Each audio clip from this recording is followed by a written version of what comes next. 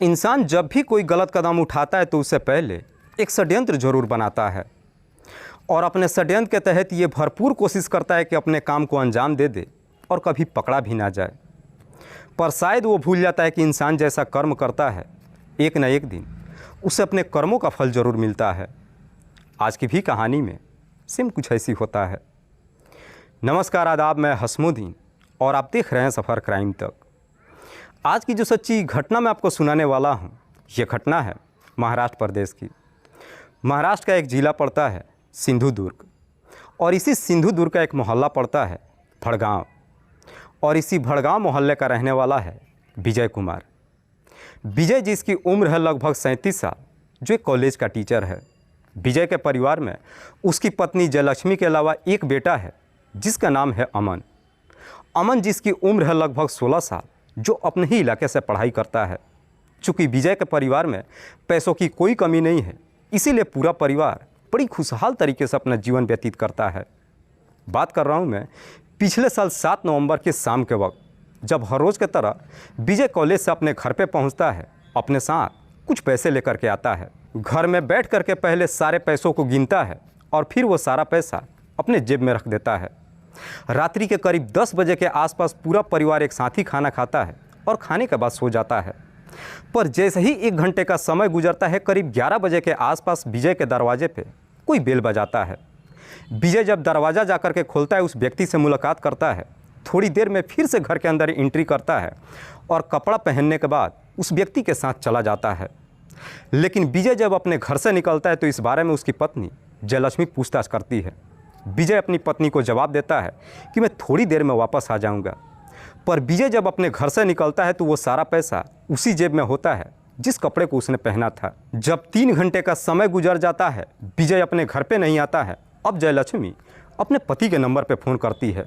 पर रात्रि के करीब 2 बजे के आसपास जयलक्ष्मी जब अपने पति के नंबर पे फ़ोन करती है तो अब विजय का नंबर स्विच ऑफ बताने लगता है। उसके बाद से पूरी रात जयलक्ष्मी अपने पति के नंबर पे फ़ोन करती है। ना तो सुबह तक उसके नंबर पे फ़ोन लगता है और ना ही विजय घर पे आता है। इसीलिए सुबह सुबह जयलक्ष्मी अपने बेटे को जगाती है और सारी बात अपने बेटे से बताती है। इधर अमन को जब मालूम चलता है कि उसका पिता रात से ही कहीं गायब है, अमन सुबह सुबह ही अपने पिता को ढूंढने के लिए निकल जाता है।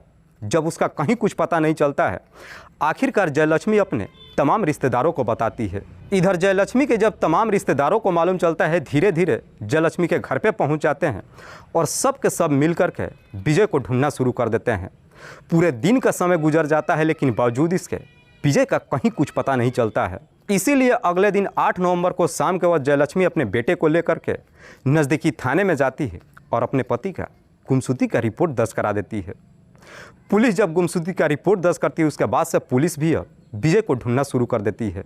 पुलिस भी अपनी पूरी कोशिश कर लेते हैं, लेकिन बावजूद इसके विजय के बारे में कुछ मालूम नहीं चलता है। जब 2 दिन का और समय गुजर जाता है, विजय का जब कहीं कुछ पता नहीं चलता है, अब इधर जयलक्ष्मी को लगता है कि शायद पुलिस अपना काम ठीक से नहीं कर रही है।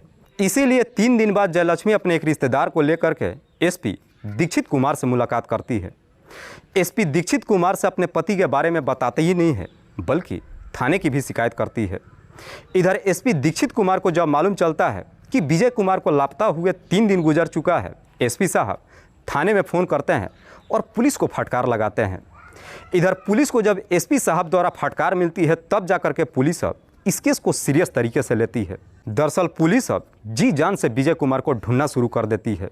तभी 11 नवंबर को पुलिस को एक सूचना मिलती है कि दरअसल सावंतवाड़ी अम्बोली के पिकनिक पॉइंट के खाड़ी में एक व्यक्ति का डेड बॉडी पड़ा है। पुलिस को जैसे ही सूचना मिलती है, पुलिस अपनी टीम के साथ घटनास्थल पर पहुंचती है तो देखती है कि वो डेड बॉडी एक चादर में लपेटा हुआ है। पुलिस जब चादर को खोल करके डेड बॉडी को देखती है तो मालूम चलता है कि मरने वाला एक व्यक्ति है जिसका चेहरा बुरी तरीके से बिगड़ चुका था। दरअसल उसको पहचान पाना भी लगभग नामुमकिन था। पुलिस जब घटनास्थल की मुआयना करती है तो वहाँ पर पुलिस को एक सरिया भी मिलता है, जिस सरिये पे भी खून लगा हुआ था। पुलिस जब उस डेड बॉडी के बारे में वहाँ पे मौजूद लोगों से पूछताछ करती है तो कोई भी व्यक्ति उस डेड बॉडी का शिनाख्त भी नहीं कर पाता है। इसीलिए पुलिस सबसे पहले डेड बॉडी को अपने कब्जे में लेकर पोस्टमार्टम के लिए भेज देती है और साथ ही इस बात की जानकारी विजय कुमार की पत्नी जयलक्ष्मी को देती है। पुलिस जब जयलक्ष्मी को मोर्चरी में बुलाती है, उस डेड बॉडी को दिखाती है तो लक्ष्मी भी उस डेड बॉडी को देख करके पहचानने से इनकार कर जाती है और कहती है कि नहीं साहब, ये डेड बॉडी मेरे पति का नहीं है। हालांकि पुलिस उस चादर को भी जयलक्ष्मी से दिखाती है, लेकिन जयलक्ष्मी पुलिस वालों से कहती है कि साहब ये चादर मेरा नहीं है। लेकिन पुलिस को न जाने क्यों लगता है कि शायद मरने वाला व्यक्ति कोई और नहीं बल्कि विजय कुमार ही है। इसीलिए पुलिस अब सच्चाई पता लगाने के लिए विजय कुमार का डीएनए जांच करवाती है। लेकिन जब तक डीएनए का रिपोर्ट आती, पुलिस विजय कुमार के घर पे जाती है और उसकी पत्नी और विजय के बारे में आस पड़ोस के लोगों से पूछताछ करती है। इस पूछताछ में पुलिस को मालूम चलता है कि दरअसल विजय और उसकी पत्नी के बीच में कुछ ठीक नहीं चल रहा था और इसका कारण था कि जयलक्ष्मी का चाल चलन कुछ ठीक नहीं था। दरअसल पड़ोसी पुलिस वालों को बताते हैं कि जयलक्ष्मी का सुरेश चौथे के साथ में प्रेम प्रसंग चल रहा है और ये सुरेश चौथे कोई और नहीं बल्कि विजय के ही पड़ोस का रहने वाला है। हालांकि पड़ोसी जब इस तरह की बातें पुलिस वालों से बताते हैं, पुलिस जयलक्ष्मी के साथ साथ सुरेश को भी थाने में बुलाती है। इन दोनों से जब पूछताछ करती है तो जयलक्ष्मी पुलिस वालों को जवाब देती है कि नहीं साहब, ये सब कुछ गलत है। दरअसल पड़ोसी हमें बदनाम करने की कोशिश कर रहे हैं। चूँकि पुलिस के भी हाथ दोनों के खिलाफ में कोई सबूत नहीं मिलता है, इसीलिए पुलिस दोनों को छोड़ देती है। पर जैसे ही 2 दिन का और समय गुजरता है, इधर उस डेड बॉडी का डीएनए रिपोर्ट आ जाता है और डीएनए रिपोर्ट से ये साफ मालूम चल जाता है कि मरने वाला कोई और नहीं बल्कि विजय कुमार ही था।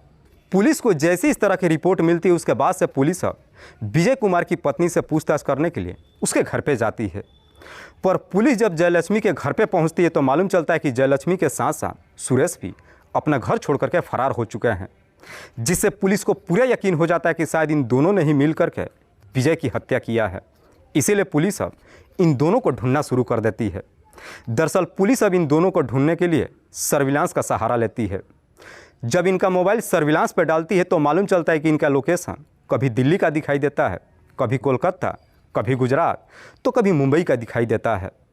आखिरकार 5 दिनों बाद इन दोनों का लोकेशन मुंबई के एक रेलवे स्टेशन पर दिखाई देता है। पुलिस अपनी टीम के साथ वहाँ पर जाती है और वहाँ से जयलक्ष्मी के साथ साथ सुरेश को भी अपने हिरासत में ले लेती है। पुलिस जब इन दोनों को अपने कस्टडी में लेकर थाने में पहुंचती है, इन दोनों से विजय के हत्या के बारे में पूछताछ करती है। इन दोनों के पास भी अब कोई रास्ता नहीं बचता है और आखिरकार मजबूर होकर अपनी सच्चाई कबूल कर लेते हैं।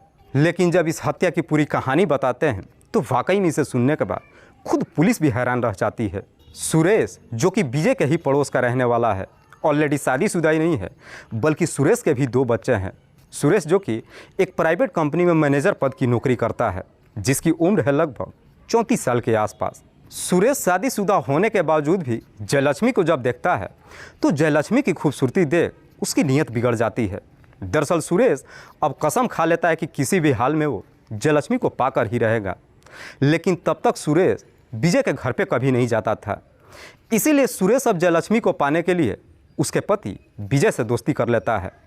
सुरेश की जब विजय से दोस्ती हो जाती है, इसी बहाने उसके घर के अंदर एंट्री कर जाता है और जब विजय के घर में जाता है, जयलक्ष्मी को भाभी के रिश्ते से बुलाता है और इसी रिश्ते की वजह से जब जयलक्ष्मी से हंसी मजाक करता है, हंसी मजाक में ही कुछ ऐसी बातें कह देता है जिसे सुन करके जयलक्ष्मी को भी समझने में देर नहीं लगता है कि सुरेश उसे चाहता क्या है।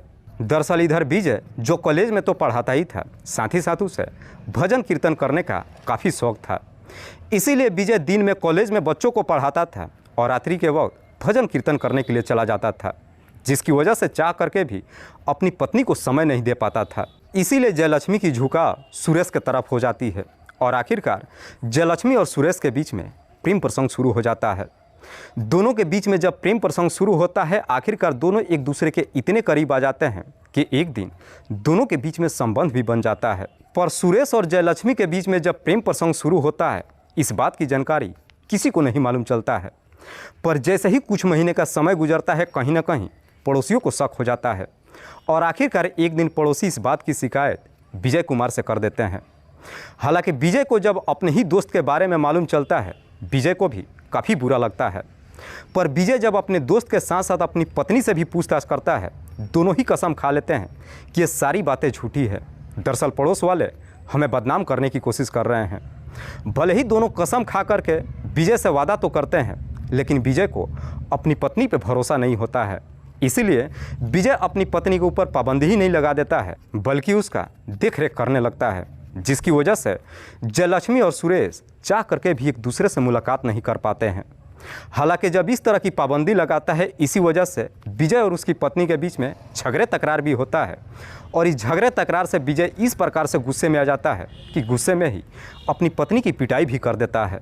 लेकिन विजय जब अपनी पत्नी की पिटाई करता है, जयलक्ष्मी इस चीज़ को बर्दाश्त नहीं कर पाती है और इस बात की शिकायत सुरेश से कर देती है। सुरेश को भी जब मालूम चलता है कि विजय अपनी पत्नी की पिटाई करता है, सुरेश को भी काफ़ी बुरा लगता है, पर चाह करके भी सुरेश कुछ नहीं कर पाता है। जैसे तैसे समय तो गुजरता है, जब दोनों की मुलाकात नहीं हो पाती है। आखिरकार दोनों एक दूसरे से मुलाकात करने के लिए एकदम से बेचैन उठते हैं, पर लाख कोशिश करने के बावजूद भी जब दोनों की मुलाकात नहीं हो पाती है, आखिरकार जयलक्ष्मी अब अपने पति को ही इस दुनिया से हटाने का तय कर देती है। और इस बारे में जब सुरेश से बातचीत करती है, सुरेश भी जयलक्ष्मी का साथ देने के लिए तैयार हो जाता है। उसके बाद से जयलक्ष्मी और सुरेश दोनों मिल करके विजय को इस दुनिया से हटाने के लिए एक षड्यंत्र बनाते हैं और इसी षड्यंत्र के तहत 7 नवंबर को हर रोज़ की तरह विजय जब कॉलेज से अपने घर पे पहुंचता है, अपने परिवार के साथ जब खाना खाने के लिए बैठता है, जयलक्ष्मी अपने बेटे के साथ साथ पति के भी खाने में कुछ नींद की गोलियां मिला देती है, जिसे खाने के बाद बाप और बेटा तुरंत ही गहरी नींद में सो जाते हैं। रात के जब 12 बज जाता है, जयलक्ष्मी के दरवाजे पे सुरेश पहुंच जाता है। जयलक्ष्मी दरवाज़ा खोलती है और सुरेश को अपने कमरे के अंदर ले लेती है। लेकिन सुरेश जब जयलक्ष्मी के घर पे जाता है तो अपने साथ में एक सरिया लेकर के जाता है। उस वक्त विजय जो अपने ही कमरे में गहरी नींद में सो रहा था, सोते वक्त ही सुरेश उस सरिया से विजय के सर पे काफ़ी ज़ोर से वार कर देता है, जिसकी वजह से विजय की घटनास्थल पे ही मौत हो जाती है। विजय की जब मौत हो जाती है, उसके बाद से दोनों मिल करके उसके डेड बॉडी को एक चादर में लपेट देते हैं। साथ ही साथ जयलक्ष्मी अपने कार की चाबी सुरेश को देती है। दोनों मिल करके डेड बॉडी को उस कार में लोड करते हैं। सुरेश उस डेड बॉडी को लेकर के पिकनिक पॉइंट पर जाता है और ऊपर से डेड बॉडी को लेकर खाड़ी में फेंक देता है और फिर कार लेकर उसी रात को जयलक्ष्मी के घर पे आता है। लेकिन जब तक उसके घर पे पहुंचता, तब तक इधर जयलक्ष्मी अपने घर की बेहतर तरीके से सफाई कर देती है। कार लेकर के जयलक्ष्मी के जब घर पे पहुंचता है तो जयलक्ष्मी रात को ही उस कार की भी सफाई कर देती है और फिर सुबह होने का इंतज़ार करती है। जब सुबह हो जाती है, उसके बाद से जयलक्ष्मी अब अपना नाटक शुरू करती है। सुबह उठते ही सबसे पहले अपने बेटे के पास जाती है और रोते हुए अपने बेटे से कहती है कि तुम्हारे पिता रात से ही लापता है। वाकई में जयलक्ष्मी जब ये पूरी कहानी पुलिस को बताती है, उसके बाद से पुलिस जयलक्ष्मी के तहरीर पर दोनों को हिरासत में ले लेती है। अगले दिन जिला अदालत में पेश करती है, जहाँ से इन दोनों को जेल भेज दिया जाता है। दोस्तों, इस पूरी घटना के बारे में आप क्या सोचते हैं? आप अपनी राय हमें कमेंट बॉक्स में ज़रूर दीजिएगा। जाते जाते मैं आपको बता दूं कि कुछ मेरे व्यूअर्स हैं जो रोज़ाना मेरे इस वीडियो को देखते ही नहीं हैं, बल्कि अपना कीमती समय निकाल कर मुझे अपना प्यार भी देते हैं, जिनमें से एक का नाम है शैलेंद्र सिकरवार। शैलेंद्र सिकरवार जो मुरैना मध्य प्रदेश के रहने वाले हैं। दूसरे मेरे व्यूअर हैं इफ्तिखार आलम। इफ्तिखार आलम जो ज़िला हजारीबाग झारखंड प्रदेश के रहने वाले हैं, लेकिन कोलकाता में रह कर के नौकरी करते हैं और वहीं से मेरी इस वीडियो को देखते हैं। लास्ट मेरे व्यूअर हैं बिदुन खान। बिदुन खान जो मेवात हरियाणा प्रदेश के रहने वाले हैं।